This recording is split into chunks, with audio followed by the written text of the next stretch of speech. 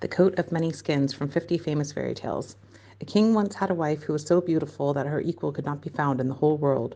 She fell ill, and when she was about to die, she called to the king and said, "You must have no queen after my death who is not as beautiful as I, or who has golden hair like mine. This you must promise me." The king gave his promise, and she closed her eyes and died. For a long time the king could not be comforted.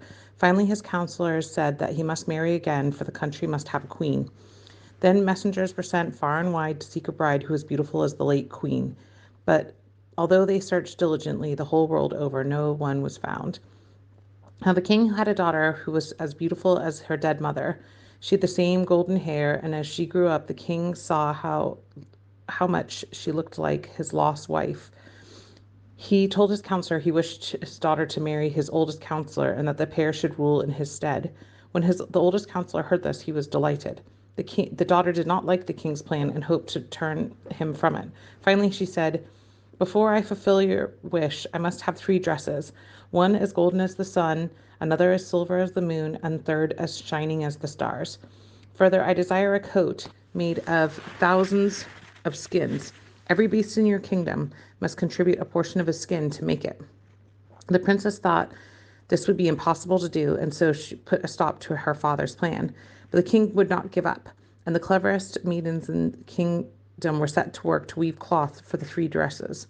His huntsmen were sent out to catch all beasts in the kingdom. For each animal that they were to take a piece of skin and make a coat of 1,000 pieces.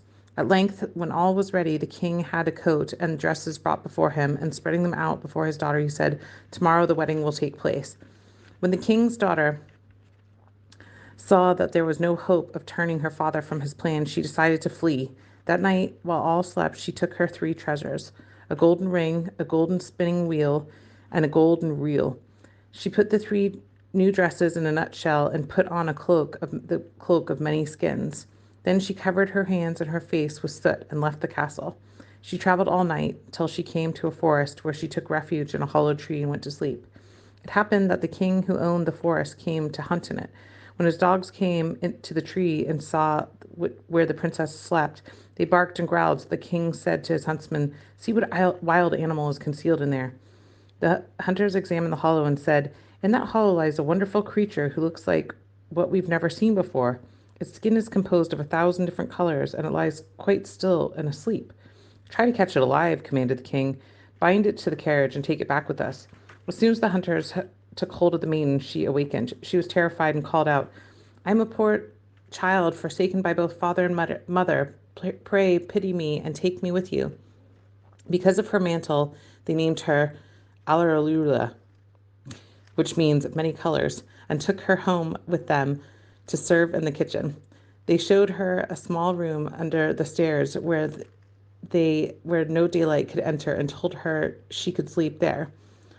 All day long she worked in the kitchen, carrying water and wood, tending fire, plucking fowls, raking out the ashes, and doing all manner of dirty work. One time a feast was held in the palace, and she said to the cook, "May I look at the feast just for a little while?" "I shall stand outside the door." "Yes," replied the cook, "but in half an hour you must return to rake the ashes." Alaruya went to her dark room, took off her coat and skins, and washed the soot from her face and hands so that her real beauty could be seen. She opened her nutshell and took out a dress which shone like the sun. As soon as she was ready, she went up to the ballroom. Everyone bowed to her, for they supposed she was some princess. The king himself came to her, and taking her hand, just danced with her. As soon as the dance finished, she curtsied before the king could look around. She had disappeared from sight. The watchmen at the gates were called and questioned her, but they had not seen the maiden. She had run back to her room and taken off her dress, blackened her face and hands, and put on the coat of all the skins, and became Alleluia all the more. As soon as she returned to the kitchen, the cook said, "Cook the king's supper for me tonight. I want to go upstairs and have a peep at the ball. But mind you, do not let one of your hairs fall in, or else you will have nothing to eat." So saying, Alleluia made some soup for the king's supper. When it was ready, she went to her room, fetched her gold ring, and dropped it into the dish. When the king tasted the soup, he declared he had never eaten anything so good. Just as he had nearly finished it, he was surprised to see a gold ring at the bottom of the dish. He commanded the cook to be brought before him. The cook was terrified when she heard the order, for she thought there was something wrong with the food. Are you certain you did not let one of your hairs fall into the soup? She asked the girl. Then she went trembling before the king. Who cooked my supper? I did, she answered.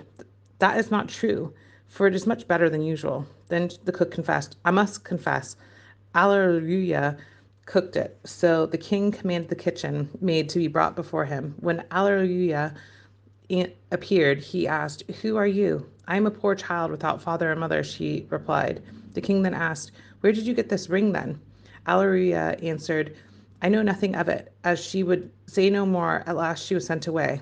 After a time, there was another ball, and Alleluia asked the cook's permission to look on. Return here in half an hour to cook the soup for the king. Alleluia ran into the dark room, washed herself quickly, and took out the dress as silver as the moon and put it on. Then she went up to the ballroom, and the king was very glad to see her again, and since the dancing had just begun, he chose her for his partner. As soon as the dance was over, the girl disappeared so quickly that the king did not notice where she went. She ran to her room and changed her garments again, and went to the kitchen to make the king's soup. While the cook was upstairs, the maiden dropped a golden spinning wheel into the soup and served it to the king. The king found the soup tasted as good as that he had before. The cook was called and again was obliged to confess that Alleluia had made it. Alleluia was taken before the king, but she declared nothing of the golden spinning wheel. Not long after, a third ball was given by the king. Alleluia asked permission to go. You certainly are a witch. You always put something into the soup which makes it taste better than mine. Still, you beg so hard that you may go at the usual time. This time Alleluia put on the dress as shining as stars and stepped into the ballroom. The king danced with her again and thought he had never seen any maiden so beautiful. While the dance went on, he slipped the gold ring onto her finger without noticing it and told the musicians to continue the dance. When at last it ended, he tried to hold fast to the maiden's hand, but she tore herself away and disappeared from sight. Alleluia ran back to her room, but she had stayed at the dance more than a half an hour. She didn't have time to take off her beautiful dress, but now obliged to throw the coat of many skins over it. Neither did she quite finish blackening her skin and left one figure white. When she ran into the kitchen and cooked the soup for the king and put the golden reel in it while the cook was upstairs. When the king found the reel at the bottom of his soup, he summoned Alleluia. At once he noticed her one white finger and the ring which had put on it during the dance. He took her by the hand and held her fast. When she tried to run away, the coat of many skins fell back and the starry dress could be seen.